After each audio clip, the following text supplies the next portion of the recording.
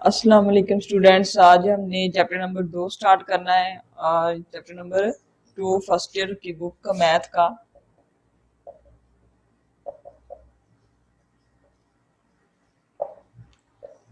ठीक है, इसमें क्या क्या चीजें हैं? सेट है, ग्रुप है,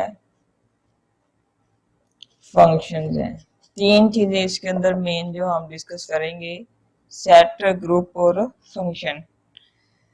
सबसे पहला टॉपिक इसमें है सेट का। तो सेट के मतलब तमाम बेसिक जो उसकी चीजें हैं वो हम इसमें पढ़ेंगे। उसके बाद ग्रुप की हैं, फिर फंक्शन की हैं। तो सेट की डेफिनेशन आप शुरू से माशाल्लाह पढ़ते आ रहे हैं। छठी क्लास से हमने सेट को पढ़ना शुरू किया है, तो वहां पर भी हम इसकी डेफिनेशन से शुरू करते हैं।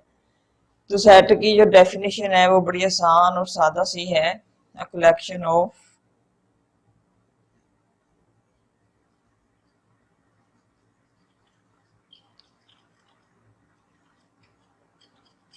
Distinct and well defined objects.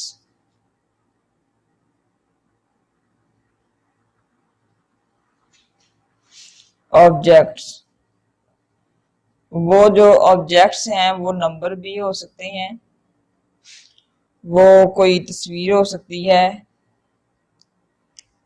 वो किसी चीज का नाम हो सकता है, वो किसी शहर का नाम, कोई भी चीज जो है वो हो सकती है इसके अंदर, ऑब्जेक्ट्स के अंदर। अच्छा जी, कलेक्शन का मतलब है आपको जमा कर लेना, मजमूआ जो है इकट्ठा कर लेना यहाँ।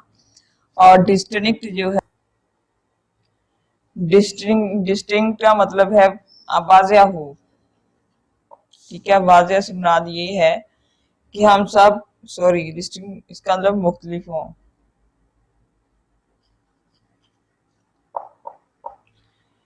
मतलब कि दो एक जैसी चीजें जो हैं वो ग्रुप सेट के अंदर मौजूद नहीं होनी चाहिए। वेल डिफाइंड का मतलब है वाज़ेह।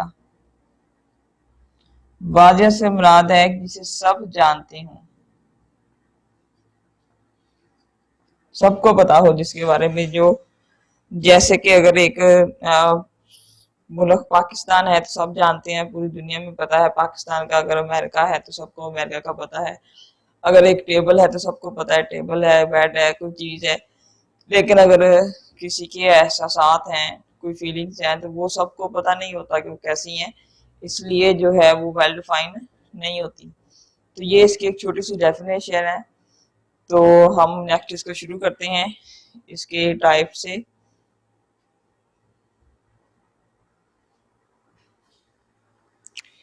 अब बात करते हैं मेंबर्स ऑफ सेट की। The objects in the set are called members of a और एलिमेंट्स ऑफ अ सेट। मतलब अगर मेरे पास जो है वो एक सेट है, उसके अंदर ये कुछ लिखा हुआ है, कुछ नंबर्स उसके अंदर लिखे हुए हैं। तो ये जो नंबर्स हैं ये इसके क्या हैं? एलिमेंट्स हैं। ठीक है, तो सेट के अंदर जो भी चीज मौजूद होगी, बेशक वो नंबर हैं, बेशक वो कोई तस्वीरें हैं, बेशक वो कोई नाम है, ठीक है, कुछ भी है, वो क्या होगा? इसका एलिमेंट होगा, मेंबर्स ऑफ सेट कहलाएगा। और इसको हम एक अलामत से शो करते हैं कि अगर किसी सेट के अंदर किसी मेंबर को हमने शो करना है तो हम ये एक अलामत है बिलोंग्स टू की, ये इस्तेमाल करते हैं। अगर वो मेंबर नहीं है तो हम कहते हैं कि नॉट बिलोंग्स टू। ठीक है, ये दो अलामतें जो है वो हम इसमें इस्तेमाल करते हैं। जब हम सेट बिल्डर नोटेशन की बात करते हैं तो बहुत ज्यादा दो तीन चार अलामतें इस्तेमाल करते हैं। ठीक है, अब हमारे पास सेट को डिस्क्राइब करने के तीन मुख्तलिफ तरीके हैं। तीन मुख्तलिफ तरीकों से सेट को लिखा जा सकता है। इसमें एक डिस्क्रिप्टिव मेथड है, टैबुलर मेथड है और सेट बिल्डर मेथड है। ये हमारे पास डिस्क्रिप्टिव मेथड है। इसमें हम सेट को बयान करके लफ्जों में बताते हैं। जैसे कि हम कहते हैं पहले 5 कुदरती अदाद का सेट, या फिर हम कहते हैं पाकिस्तान के बड़े शहरों का सेट। ये जो लफ्जों में एक खास खसूसियत की बिना पर जो सेट को बयान करना डिस्क्रिप्टिव मेथड कहलाता है। टेबुलर मेथड में क्या होता है? इसमें हम सेट को दो करली ब्रैकेट्स के अंदर कॉमे के साथ अलग-अलग करके एलिमेंट्स जो है वो लिखते हैं जी। सेट जो है वो टेबुलर मेथड है। सेट बिल्डर नोटेशन क्या है, इसमें हम जो है वो सेट के तमाम एलिमेंट्स की एक मखसूस खसूसियत को इस्तेमाल करते हुए इसको अलामती तौर पर लिखा जाता है ये सेट।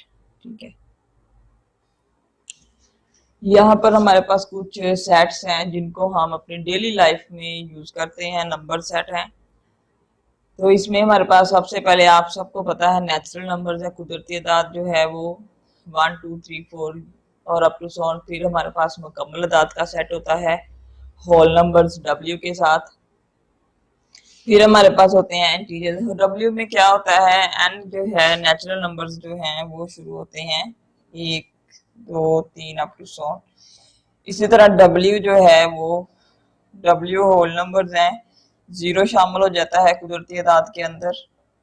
फिर इस तरह हमारे पास Z है, इंटीजर्स हैं, इसमें जो है वो पॉजिटिव नंबर ये पॉजिटिव का के लिए है और ये जो Z प्राइम है ये नेगेटिव नंबर्स के लिए है।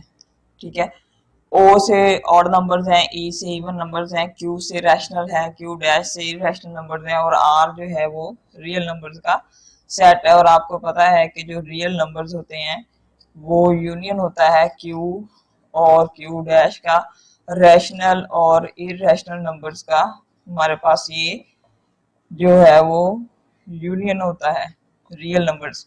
तो ये तमाम नंबर्स जो हैं वो रियल नंबर्स के अंदर मौजूद होते हैं। ठीक है, हर सेट जो है वो दूसरे सेट से बड़ा है और हर सेट जो पीछे वाला सेट है वो अगले वाले सेट का सब सेट होता है, क्योंकि वो अगला सेट जो है वो पिछले सेट से हमेशा बड़ा होगा। अच्छा जी, ये थी जो हम चंद सेट अपनी रोजमर्रा जिंदगी के अंदर इस्तेमाल करते हैं। अब है order of a set. Order का मतलब क्या होता है कि सेट के अंदर मौजूद अरकान की तादाद। ये जरूरी नहीं है, ये जरूरी नहीं है कि जो जो सेट है वो कोई फाइनाइट हो या कोई इनफाइनाइट हो या उसमें कोई मखसूस तादाद हो। सेट जो में किसी भी तादाद के नंबर हो सकते, जैसे ये है तो इसमें मैनी नंबर है, हम इनको काउंट नहीं कर सकते तो हम इसे इनफाइनाइट सेट कह देते हैं। लेकिन जब एक सेट के अंदर फाइनाइट नंबर्स मौजूद होते हैं, कुछ एलिमेंट्स जो हैं वो फिक्स तादाद में है, तो हम कहते हैं कि ये फाइनाइट है और इसके अंदर जितने भी एलिमेंट्स मौजूद है उनकी गिनती कर लेते हैं तो उसका ऑर्डर ऑफ सेट निकल आता है। तो number of elements in a set क्या कहलाता है, ऑर्डर ऑफ सेट। ठीक है, और जब हमारे पास इनफाइनाइट है तो जिनको हम काउंट ही नहीं कर सकते तो वो सेट क्या कहलाएंगे, इनफाइनाइट सेट कहलाएंगे। और कुछ सेट ऐसे भी होते हैं जिनके अंदर सिर्फ एक एलिमेंट होता है, उसे हम सिंगलटन सेट कहते हैं। जी, अभी हम बात कर रहे थे कि ये कुछ सेट्स ऐसे होते हैं जिनके अंदर सिर्फ एक एलिमेंट मौजूद होता है। ठीक है, एक ही एलिमेंट हो सकता है, तो उस सेट को हम कहते हैं सिंगलटन सेट। ऐसा सेट जिसमें सिर्फ एक एलिमेंट मौजूद हो। सेट एम्प्टी भी होते हैं जिसमें कुछ भी नहीं होता और उनको हम अलामती तौर पर ऐसे भी लिखते हैं और ऐसे भी लिख देते हैं, ये इसे हम कहते हैं फाई। ठीक है, एम्प्टी सेट का मतलब है कि उसके अंदर कोई भी रुकन मौजूद नहीं है, कोई भी रुकन जो है वो मौजूद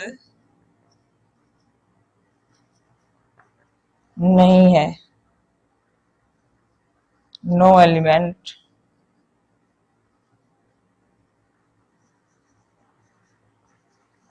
ठीक है, हैविंग नो एलिमेंट, तो ये हमारे पास एम्प्टी सेट बन जाता है। ठीक है, और अगर सेट इनफाइनाइट है तो उसके अंदर अरकान की तादाद ऐसी होगी जो गिनी नहीं जा सकती। और एम्प्टी सेट जो है वो फाइनाइट और सिंगलटन सेट जो है वो फाइनाइट सेट के अंदर आ जाएगा हमारे पास।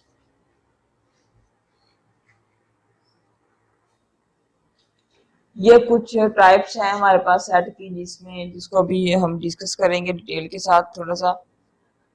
इक्वल सेट है। इक्वल का मतलब आपको पता है कि जब दो सेट बराबर हो, बराबर से मुराद क्या है कि वो उनमें अरकान भी एक जितने हों और एक जैसे हों। इक्वलेंट सेट से मुराद ये है कि हमारे पास दो सेट हैं ए और बी, दोनों के अरकान की तादाद बराबर है, सिर्फ तादाद, ठीक है, तादाद बराबर हो और अरकान ना भी एक जैसे हों तो वो इक्वलेंट सेट कहलाएंगे। सिंगलटन सेट अभी हमने पढ़ा है जिसके अंदर सिर्फ एक ही रुकन मौजूद होता है। एम्प्टी सेट क्या है? एम्प्टी सेट जो खाली सेट होता है जिसके अंदर कोई भी रुकन मौजूद नहीं होता।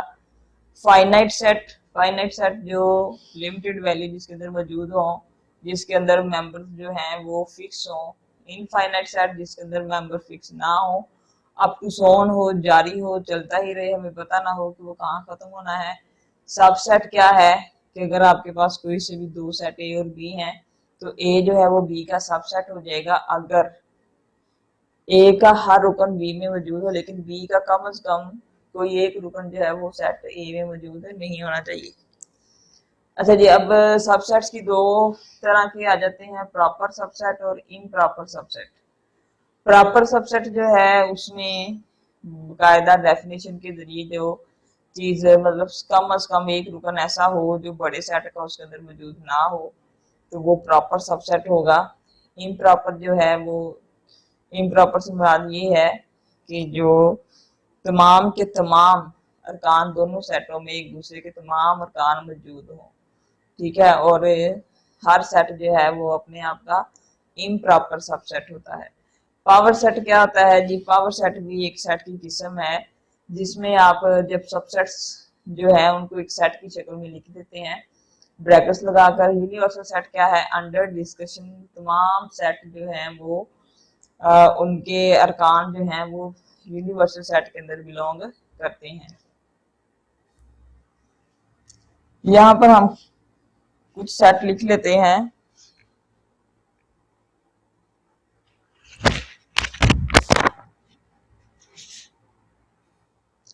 इक्वल सेट की बात कर रहे थे हम कि दो सेट जो है वो ए जो है वो बी के बराबर है। अगर ए और बी दो सेट हैं कब बराबर होंगे? जब इनके तमाम मेंबर्स जो है वो सेम होंगे, ठीक है।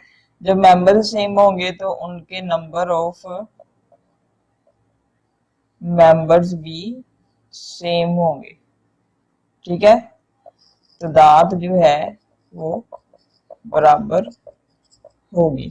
यहाँ पर आप ए और बी सेट को देख सकते हैं, इसमें 1 2 3 है तो इसमें 2 3 1 है, तो ये तमाम जो हैं वो एक ही जितने हैं, यहाँ भी 3 है, यहाँ भी 3 है, यहाँ भी वही मौजूद है, यहाँ भी वही मौजूद है। इक्विवेलेंट सेट की बात करते हैं तो इक्विवेलेंट सेट के अंदर जो है वो हमने बात की थी कि दो सेट ए और बी इक्विवेलेंट होंगे अगर ए का जो है अरकान की तादाद जो है वो बी में मौजूद अरकान की तादाद के बराबर होगी, ठीक है। इसमें क्या होगा?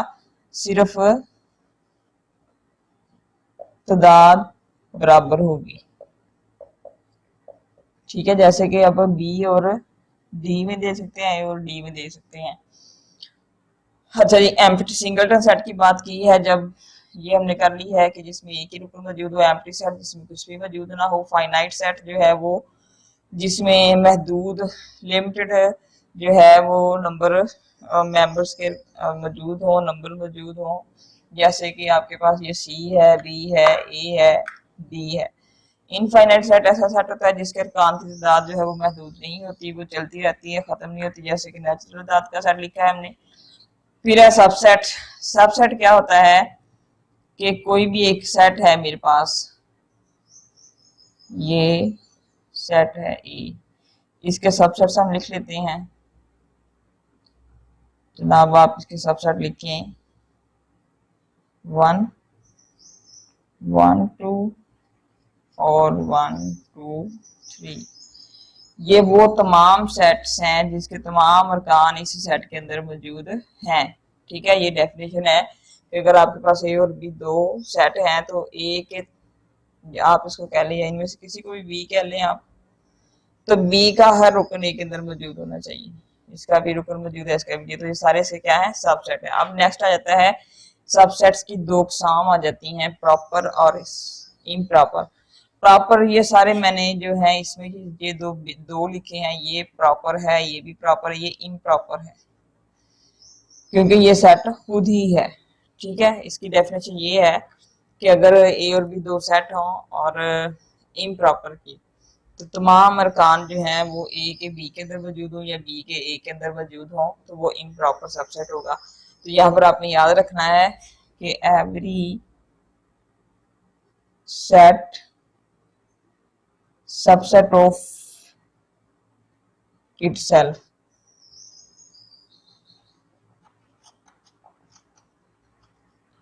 और ये क्या होगा, इम्प्रॉपर सबसेट। ठीक है, फिर है पावर सेट और यूनिवर्सल सेट। पावर सेट से मुराद है कि जैसे हमने इसके ये तमाम तो नहीं लिखे, लेकिन 3 लिखे हैं, तो इसके हम तमाम जो हैं वो सबसेट्स लिख लेते हैं। सेट ए के तमाम सबसेट लिख लेते हैं हम, सबसेट्स ऑफ सेट ए। खाली सेट आ जाएगा 1 2 3 और 1 2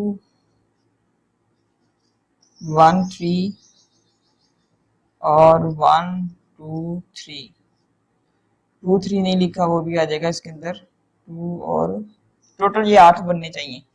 तो 1 2 3 4 5 6 7 और 8, इन सब को जब हम एक बड़े सेट के अंदर बंद कर देते हैं तो ये पावर सेट बन जाता है, तो इसका हम पावर ऑफ ए कहेंगे। ठीक है, यूनिवर्सल सेट ये है कि ये तमाम जो अंडर डिस्कशन सेट हैं, इसका एक बड़ा सेट मेरे पास मौजूद हो, तो इसके तमाम अरकान जो हैं वो सेट के अंदर मौजूद होंगे, तो इसे हम यूनिवर्सल सेट कहेंगे।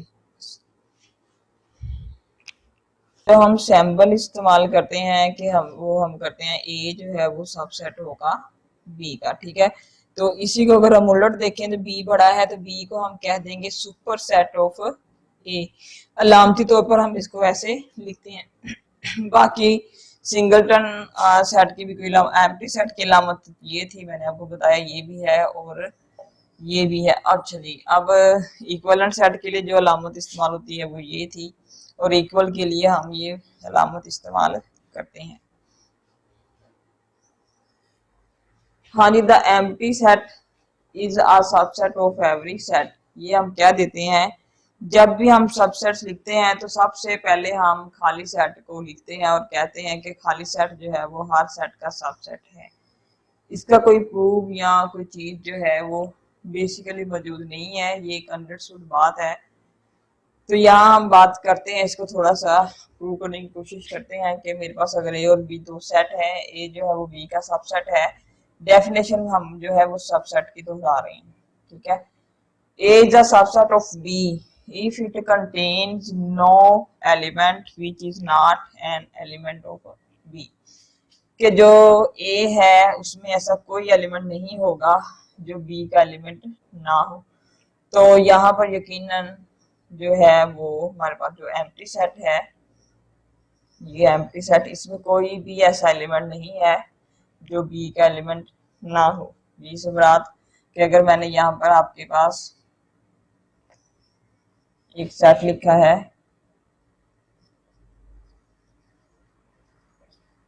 और इसके सबसेट लिखे हैं, सबसेट क्या बनेंगे,